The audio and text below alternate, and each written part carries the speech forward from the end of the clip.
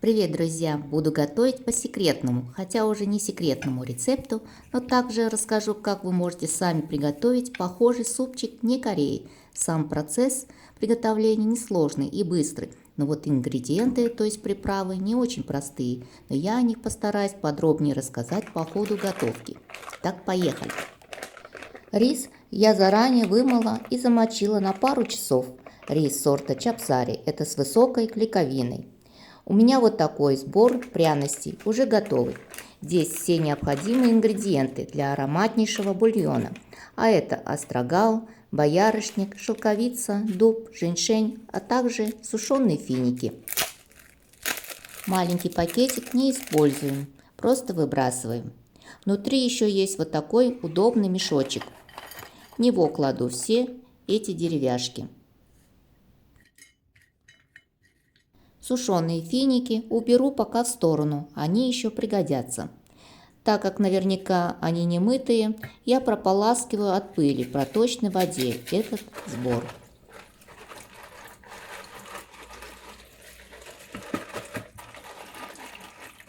Верхние листья, то есть обрезки лука-пореи, я не выбрасываю, а кладу в мешочек. Все теперь завязываю специальной ленточкой, которая по бокам, чтобы сбор не вывалился при кипении. Все так гениально и удобно. Теперь займусь курочкой. Их две, небольшие, весом примерно 1 килограмм.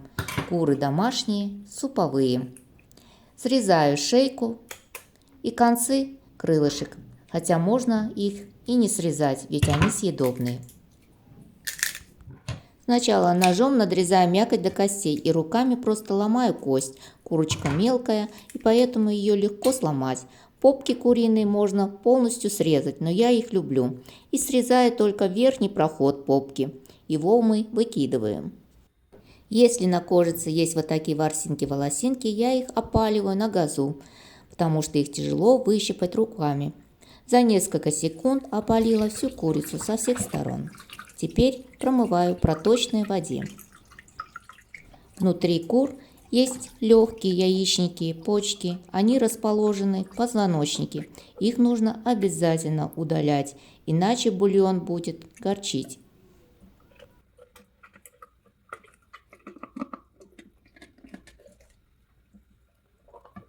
Соскабливаю ножиком кожицу курицы, но только аккуратно. До того, как я буду начинять курицу рисом, делаю надрез на бедре. Теперь ложкой аккуратно кладу набухший рис в брюшко курицы. 3-4 ложки достаточно. Кладу целые дольки чеснока, тоже 3-4 штуки. И финики 3-4 штуки. Надрез большой на брюхе, может все вывалиться при варке, поэтому зубочисткой закрепляю брюшко с двух сторон. И беру ненадрезанную ножку, прокалываю ее через дырку, то есть протаскиваю ее. Вот так они скрестились. Забиваю небольшой проход имбирем, делаю как бы пробку. Отвариваю, как обычно варят курицу. Кладу холодную воду. Вода должна полностью покрыть курицу. И довожу до кипения. Сразу же кладу сбор в мешочки. Чеснок несколько долек. Имбирь нарезанный и финики. Оставим кипеть.